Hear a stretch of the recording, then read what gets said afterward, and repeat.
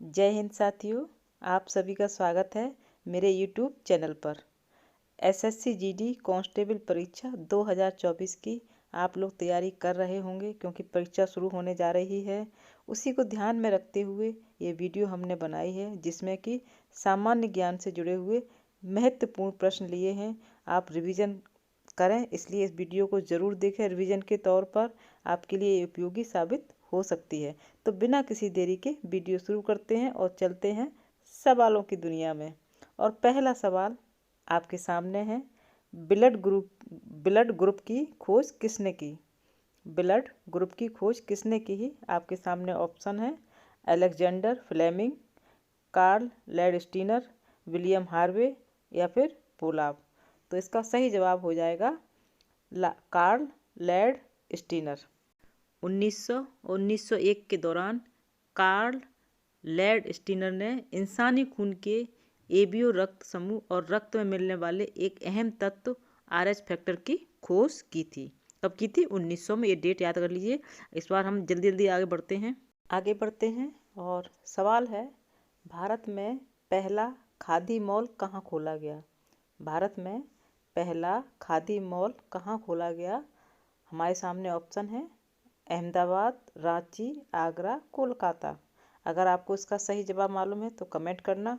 और इस प्रश्न का सही जवाब हो जाएगा रांची। भारत के पहला खादी मॉल का उद्घाटन बिहार के पटना रांची में हुआ है। इसका उद्घाटन 5 नवंबर को मुख्यमंत्री नीतीश कुमार ने किया था। तो ये रांची पटना में पहला खादी मॉल खोला गया है।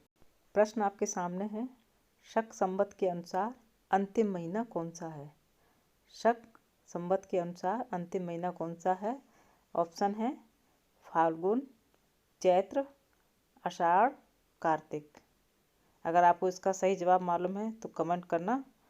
और इसका सही जवाब हो जाएगा फाल्गुन। शक संवत के अनुसार अंतिम महीना फाल्गुन का है। और शक काल पर आधारित राष्ट्रीय कैलेंडर का आखिरी महीना फाल्गुन होता है और यह हिंदू कैलेंडर के अनुसार अंतिम महीना है, हिंदू कैलेंडर के अनुसार। और ग्रेगोरियन कैलेंडर के अनुसार यह फरवरी और मार्च में के महीने में पड़ता है, फाल्गुन का महीना, जो हिंदू महीने के अनुसार अंतिम महीना है। आगे चलते हैं और प्रश्न आपके सामने है, हजारद्वारी महल कहाँ स्थित है? ऑप्शन है केरल, उड़ीसा, पश्चिम बंगाल, राजस्थान। और इसका सही जवाब हो जाएगा पश्चिम बंगाल। हजारीद्वार महल पश्चिम बंगाल के मुर्शिदाबाद में बड़े महत्व का एक लैंडमार्क है। और इस महल को 1985 में संरक्षण के लिए भारतीय पुरातत्व सर्वेक्षण के लिए दे दिया गया था। और यह 19वीं शताब्दी में नवाब नाजिम हुमायूं शाह के शासन के दौरान बनाया गया था। तो हम बहुत ज़्यादा एक्सप्लेन नहीं करेंगे क्योंकि रिवीजन का समय है, इसलिए जल्दी जल्दी आगे बढ़ते हैं। और प्रश्न है, भारत की सबसे लंबी स्थलीय सीमा किस देश से लगती है? वो कौन सा देश है जिसकी सबसे लंबी सीमा लगती है? ऑप्शन है भूटान, बांग्लादेश, पाकिस्तान, नेपाल। और इसका राइट आंसर हो जाएगा बांग्लादेश। भारत की सबसे लंबी स्थलीय सीमा बांग्लादेश से लगती है। भारत की सबसे लंबी सीमा बांग्लादेश के साथ 4096 किलोमीटर है। अब इसमें कौन कौन से राज्य लगते हैं? असम, पश्चिम बंगाल, मिजोरम, मेघालय और त्रिपुरा ऐसे भारतीय राज्य हैं जो बांग्लादेश के साथ सीमा साझा करते हैं। आगे बढ़ते हैं और सवाल है, भारत में पहली मेट्रो रेल कहाँ चली? प्रश्न बहुत अच्छा है और आपको जानकारी होनी चाहिए। भारत में पहली मेट्रो रेल कहाँ चली? ऑप्शन है जयपुर, देहरादून, मैसूर, कोलकाता। तो इसका सही जवाब हो जाएगा कोलकाता। देश में पहली मेट्रो ट्रेन एस्प्लेनेड से भवानीपुर तक चली थी, जो 24 अक्टूबर 1984 को ये मेट्रो ट्रेन चली थी। और इस परियोजना की नींव प्रधानमंत्री इंदिरा गांधी ने रखी। ये भी इम्पोर्टेंट पॉइंट है, इसलिए बता दिया है कि इस परियोजना की नींव प्रधानमंत्री इंदिरा गांधी ने रखी। आगे चलते हैं और प्रश्न है, पद्मश्री प्राप्त करने वाली पहली अभिनेत्री कौन थी?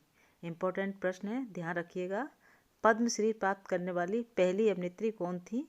ऑप्शन है मधुबाला, नरगिस दत्त, मीना कुमारी, फातिमा बेग। ये 4 ऑप्शन है और हमारा राइट आंसर हो जाएगा नरगिस दत्त।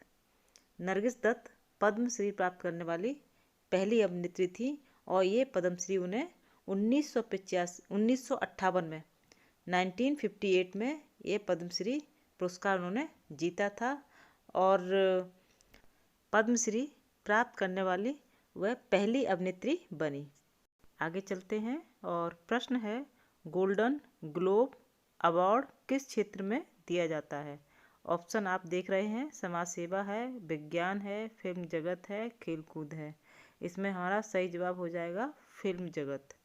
गोल्डन ग्लोब पुरस्कार फिल्म जगत की उत्कृष्टता के लिए दिए जाने वाला पुरस्कार है और पहला गोल्डन ग्लोब पुरस्कार जनवरी 1944 को लॉस एंजल्स में आयोजित किया गया था। तो ये पॉइंट भी इम्पोर्टेंट था, इसलिए मैंने डिस्कस कर दिया है। आज हम ज़्यादा एक्सप्लेन नहीं कर रहे हैं क्योंकि कल एक कमेंट था जिसमें लिखा गया था मैडम रिवीजन है, तो शॉर्ट में अच्छा रहेगा, जल्दी जल्दी से ज़्यादा प्रश्न कवर हो जाएंगे। तो आपकी भावनाओं का सम्मान करते हुए इस बार जल्दी जल्दी से क्वेश्चन आगे बढ़ रहे हैं जिससे कि ज़्यादा प्रश्न कवर हो जाएं। आगे चलते हैं और प्रश्न आपके सामने है, हड़प्पा का प्रमुख नगर। हड़प्पा का प्रमुख नगर कालीबंगा किस राज्य में है? आपके सामने ऑप्शन है मध्य प्रदेश, राजस्थान, आंध्र प्रदेश, हरियाणा में और इसका सही जवाब हो जाएगा राजस्थान में। हड़प्पा कालीन कालीबंगा शहर राजस्थान में स्थित है और राजस्थान के हनुमानगढ़ जिले में है ये। आगे बढ़ते हैं और प्रश्न है, वायुमंडल में सबसे अधिक किस गैस का प्रतिशत है?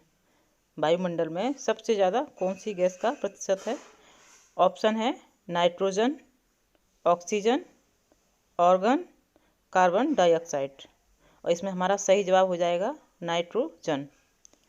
नाइट्रोजन का अनुपात सबसे ज़्यादा है, उसके बाद ऑक्सीजन पाई जाती है, फिर आर्गन और उसके बाद कार्बन डाइऑक्साइड। मतलब नाइट्रोजन का अनुपात यानी कि सबसे अधिक प्रतिशत नाइट्रोजन का है वायुमंडल में।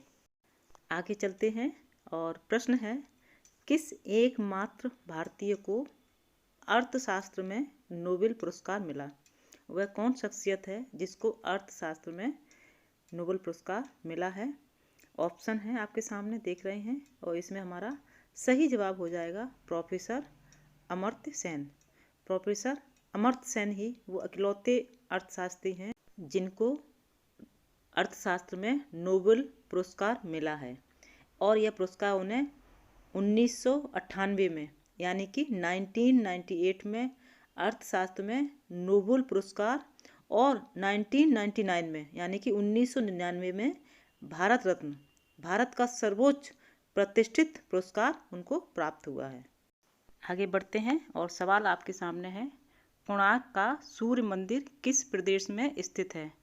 कोणार्क का सूर्य मंदिर कहाँ पर स्थित है? आपके सामने ऑप्शन है केदारनाथ, असम, मदुरई, उड़ीसा और इसका सही जवाब हो जाएगा उड़ीसा में। प्रसिद्ध सूर्य मंदिर उड़ीसा में पुरी के पास कोणार्क में स्थित है और ये कोणार्क सूर्य मंदिर 1250 ईस्वी में बनाया गया था। यह मंदिर महान कलिंग वास्तुकला का एक बहुत अच्छा चित्रण किया गया इसमें और इस मंदिर को ब्लैक पैगोडा भी कहा जाता है। तो ये क्वेश्चन भी बनता है, इस मंदिर को ब्लैक पैगोडा भी कहा जाता है।